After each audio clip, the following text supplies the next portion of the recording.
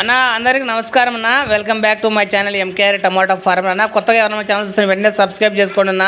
మీకు టమాటో సమాచారం పంపిస్తుంటాను అన్న. మీరు చూస్తున్న ఈ టమాటో తోట రాయచూటి సమీపంలోనే మన ఓదివీడి దగ్గరన్న ఓ రైతు అయితే ఇక్కడ టమాటో సాగు చేశాడు.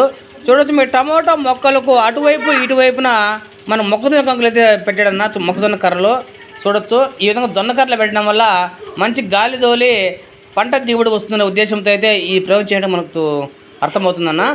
ఎందుకంటే ప్రస్తుతం రాయచూడి ప్రాంతంలో అయితే 40 నుంచి 42 డిగ్రీల టెంపరేచర్ అయితే ఉంది. ఈ టెంపరేచర్కు టమాటో రావడం అయితే సాధ్యం కాదన్న.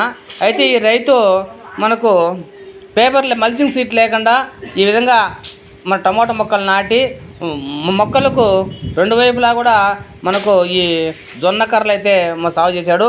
దీంతో వాడు చల్లని గాలి వచ్చి పంట వస్తున్న ఉద్దేశంతో రైతు సాగు చేయడానికి మనకైతే అర్థమవుతుంది.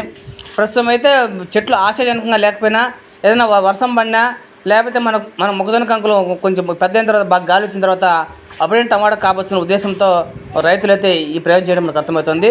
రాయచూరు ప్రాంతంలో అనేక రకాలుగా 40 డిగ్రీల టెంపరేచర్ ఉన్న టమాటా మొక్కలు కాపాడుకోవడానికి రైతులు అనేక రకాల వినూత్న ప్రయోగాలు చేస్తున్నారు. ఇందులో భాగంగా నాకు తెలిసి ఈ విధంగా మొక్కజొన్న కర్రలు పెట్టడం అనేది ఒక ప్రయోగం అనుకోవచ్చు. వీటితో పాటు షేడ్ నెట్టు, అదేవిధంగా పైన అయితే మన చీరలు కట్టడము, అదే పైన జాలి వేసుకోవడము, ఇలాంటి అనేక రకాల ప్రయత్నాలు చేస్తున్నారన్న. ఎందుకంటే ఎలాగైనా సరే టమాటా పండించాలనే ఉద్దేశంతో ఈ ప్రయత్నాలు చేస్తున్నారు.